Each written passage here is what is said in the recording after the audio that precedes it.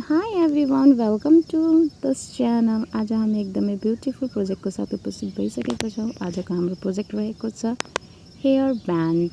सबैभन्दा पहिला हामी नट बनाउने छौँ र हामीले चाहिँ हाफ चेन लिनेछौँ 11वटा र हाम्रो हाफ चेन कम्प्लिट भइसकेको छ र हामी सिंगल क्रोसिया लिनेछौँ 11वटा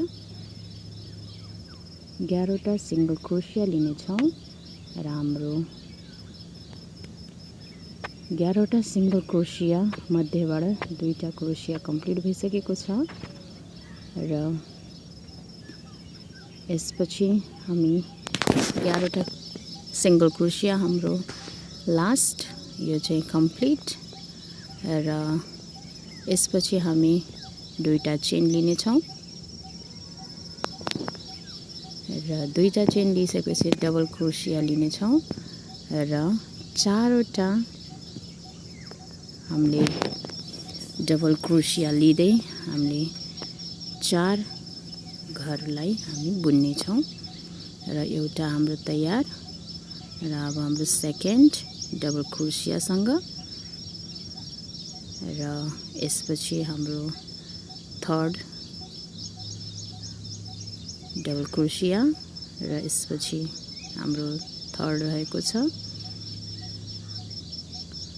थर्ड घर कम्प्लिट र यसपछि हामी 4 यो लास्ट हुनेछ। हामी 4वटा मात्रै डबल क्रोसिया गरेर 4 घर बुन्नेछौँ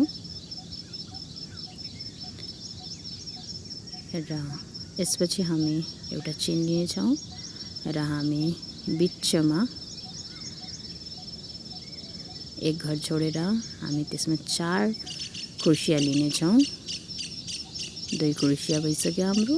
यसपछि 3 र यो 4 क्रोसिया लिइसकेको छौँ र 4 क्रोसिया लिएपछि हामी यसलाई एकै ठाउँमा बुन्नेछौँ र यसपछि फेरि पनि हामी एक चेन लिएर फेरि 4 क्रोसिया लिनेछौँ। 2 यो पनि हाम्रो कम्प्लिट भइसकेको छ र फेरि हामी चेन लिएर हामी पछाडिबाट 4 घरलाई गनेर हामी 4 घर मात्रै उठाउनेछौँ डबल क्रोसियासँग। जस्तो प्याटर्न हामीले चाहिँ अगाडि गरेको थियो हामी त्यस्तै नै गर्नेछौँ र हाम्रो एउटा कम्प्लिट भइसकेको छ भने अब हाम्रो यो दोस्रो पनि कम्प्लिट हुँदैछ र यसपछि हाम्रो तेस्रो पनि कम्प्लिट हुन्छ र यसपछि हाम्रो चौथो पनि कम्प्लिट हुन्छ। फेरि अब नेक्स्ट गर्दाखेरि हामी 2टा चेन लिनेछौँ र यसपछि हामी फेरि डबल क्रोसिया लिनेछौँ र अहिले हामीले गरिरहेको क्रमलाई दोहोऱ्याइराख्नेछौँ जबसम्म आफ्नो शिरको साइज अनुसार हामीले बनाउनेछौँ।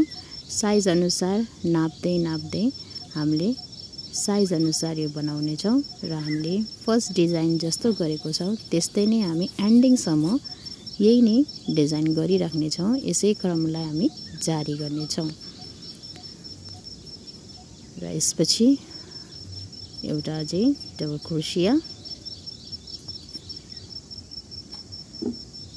क्रोसिया हाम्रो भइसक्यो र एउटा चेन लिने र फेरि पनि हामी बिचमा हामी 4 क्रोसिया लिनेछौँ। 4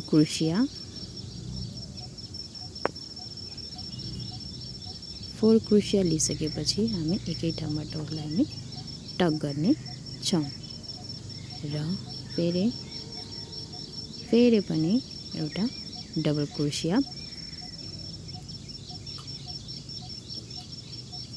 क्रोसिया लिइसकेपछि हामी एकै ठाउँबाट फेरि उसलाई टक गर्नेछौँ र हाम्रो फेरि 4वटा लाइन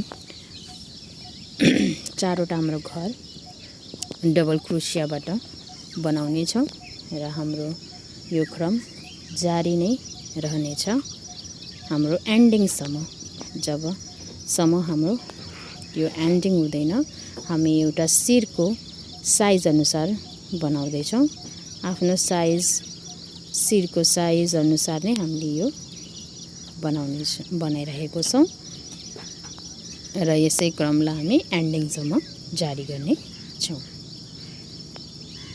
र फेरि नेक्स्ट बनाउँदाखेरि फेरि पनि डबल चेन लिने र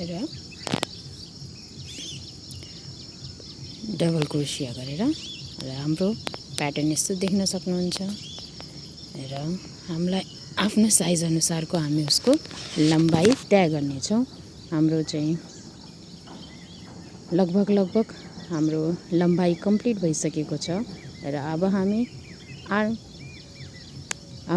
त्यो एन्डिङतिर आइसकेका छौँ।